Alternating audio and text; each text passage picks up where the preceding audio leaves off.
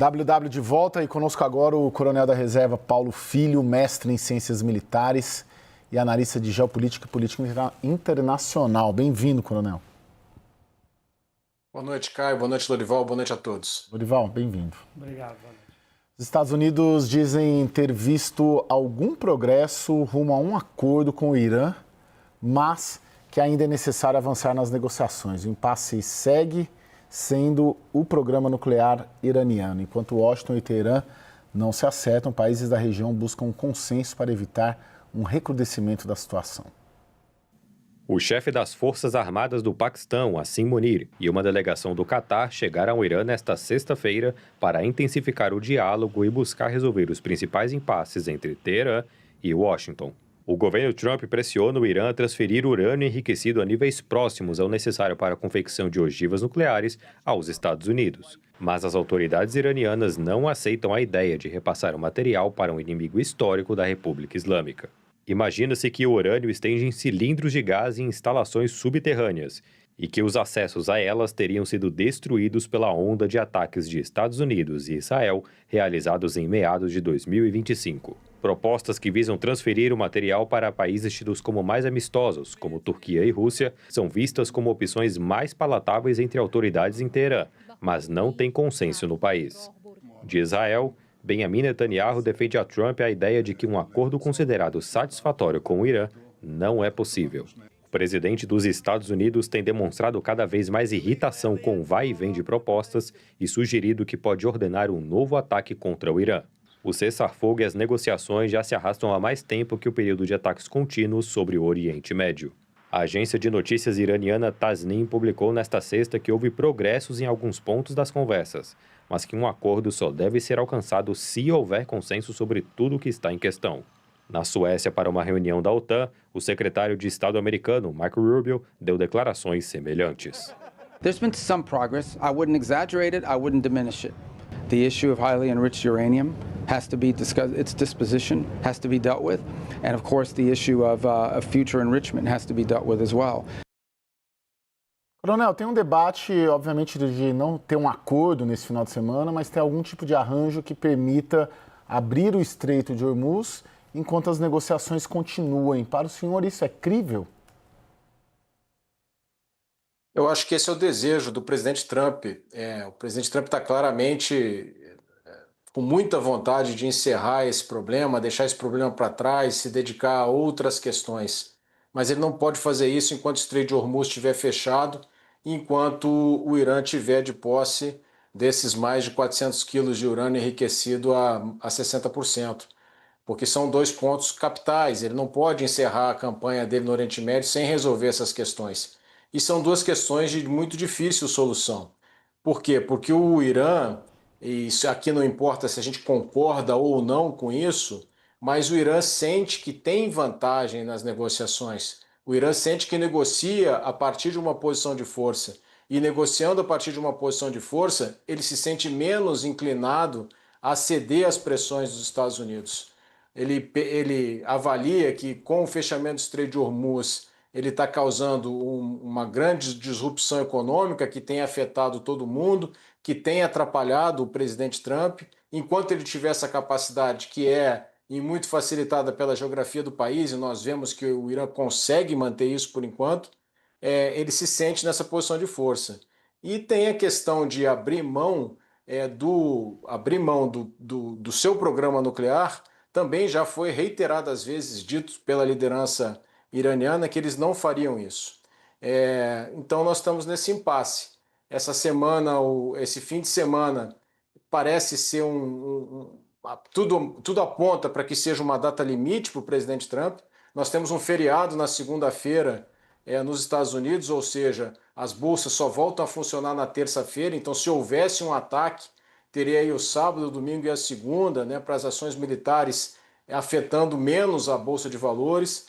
Então vai depender muito do que acontecer nesse sábado no Irã. Já são aí quase 6 da manhã lá em Teherã. Nós temos a presença desse general, o chefe das Forças Armadas do Paquistão, tem uma delegação do Catar. Então está havendo um esforço muito grande no sentido dessa negociação. Mas é muito difícil cravar o que vai acontecer, Caio. Muito difícil. Ei, Lorival. Acho que há uma confluência de fatores que aponta para uma possível ação militar, porque esse feriado é o Memorial Day, que é justamente um feriado que celebra, que homenageia os combatentes mortos nas inúmeras guerras nas quais os Estados Unidos já se envolveram, porque, como disse o Paulo, tem então essa pausa no mercado, né, nos mercados e tal. Você veja que a matéria da CBS News, que falou desses planos, possíveis planos, né, de um ataque contra o Irã, ela foi publicada depois das 6 da tarde, hora de Nova York, exatamente para evitar um choque nos mercados, né? E o Trump simplesmente não consegue arrancar dos iranianos a concessão que ele acredita necessitar, que é em relação a essa entrega do urânio altamente enriquecido, são 441 quilos, né? Sendo assim, é claro que sempre aí há duas táticas, sempre empregadas pelo Trump. Ou reúne todas as evidências de que está pronto para atacar o Irã, ou, se isso não dá resultado, realmente faz o ataque. Então, ele não anunciou que não vai no casamento do filho dele, o Donald Trump Jr. se casa nesse fim de semana nas Bahamas. Disse que gostaria muito de ir, mas que tem uma coisa chamada Irã e que ele ama muito os Estados Unidos, Donald Trump, e por isso ele ia até ficar no seu campo de golfe em New Jersey, mas decidiu que vai para a Casa Branca. Né? Você tem, ele havia dito, quando ele decidiu dar mais uma chance para as negociações, ele disse que daria um par de dias para o Irã, e isso foi na quarta-feira. Então, assim, ao mesmo tempo, e as duas coisas não se excluem entre si em se tratando de Donald Trump, que é um mestre das percepções e da guerra psicológica. De um lado, quer demonstrar que tudo está convergindo para um ataque e para exercer a pressão necessária sobre as negociações, que é a saída preferida dele, mas ao mesmo tempo preparando tudo para um ataque real. Coronel, pegando as duas vertentes do Lorival, assim, um aumento de pressão militar, né, vamos dizer assim, ou mesmo o ataque. Isso muda ou mudaria o status quo? Vamos supor, tem um ataque ou tem uma pressão muito intensa a partir de amanhã. Muda o status quo da negociação? O Irã se fragiliza e tenderia a ceder mais se um desses dois caminhos for a opção dos Estados Unidos? A máquina de guerra norte-americana é muito poderosa. Então, certamente um novo ataque vai fazer um belo estrago nas Forças Armadas iranianas, né? Então, tem muitos alvos a serem batidos novamente. O problema é que o Irã já demonstrou, Caio, que pode reagir. Ele espalhou horizontalmente o conflito, né? Levou o conflito a todos os países do Golfo. Ele pode levar o conflito agora para pontos mais sensíveis desses países, usinas de dessalinização, as próprias infraestruturas de produção de petróleo e de gás natural, instalações, por exemplo, data centers de empresas, inclusive empresas norte-americanas, de big techs que estão lá na região, e o Irã ameaça, inclusive, levar a guerra para fora da região, né?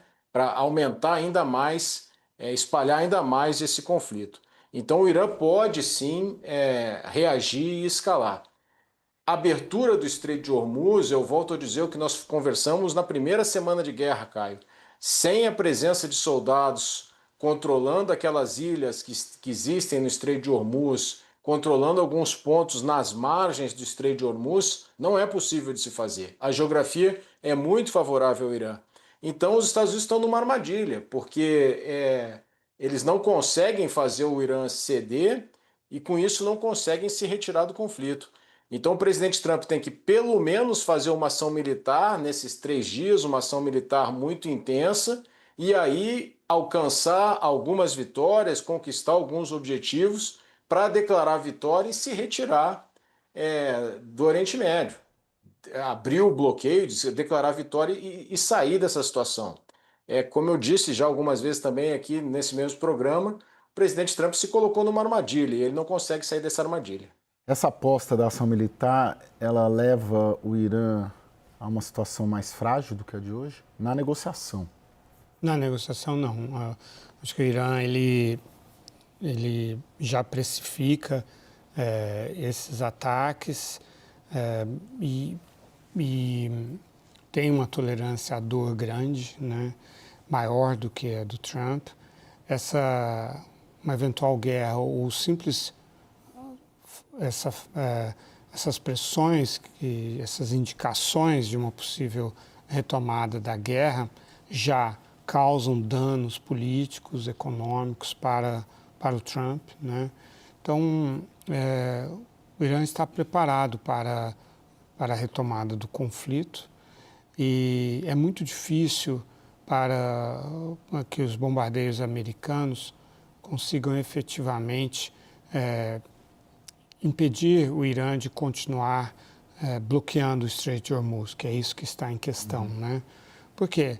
Porque são centenas e centenas de lanchas rápidas, né? Aquela água é uma água que reflete muita luz, existe uma névoa contínua ali por causa do excesso de concentração de umidade causado pelo calor muito grande e pelas escarpas que estão nas duas costas de Omã e do Irã.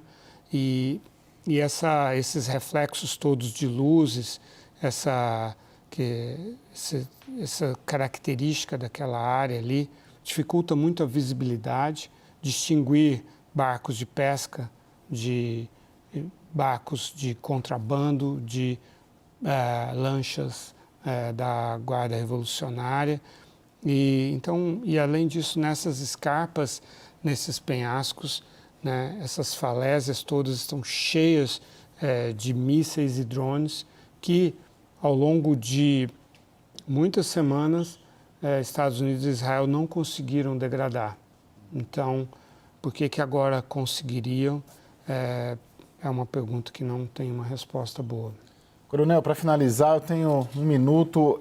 A sua aposta em havendo uma ação militar, qual seria o alvo? Instalações nucleares, fala-se ali capacidades militares e fala-se também na própria liderança do Irã. O principal alvo são as instalações militares, né? O mais importante para os Estados Unidos e para Israel é tentar destruir os lançadores de mísseis, tentar destruir os próprios mísseis, né? Os paióis, as fábricas de combustível, são esses os principais alvos. Mas, como o Lorival disse, se eles não conseguiram fazer isso na primeira campanha, né, por que eles fariam nessa segunda, já encontrando um Irã preparado? Vamos lembrar que essas várias semanas aí de cessar-fogo deram ao Irã mais tempo ainda para esconder seu material, para repensar o seu planejamento, para designar novos alvos, para estabelecer técnicas, táticas e procedimentos que já estão prontas para uma eventual ação militar norte-americana. É uma situação, é um desafio militar mesmo para a maior potência militar da história, que é os Estados Unidos.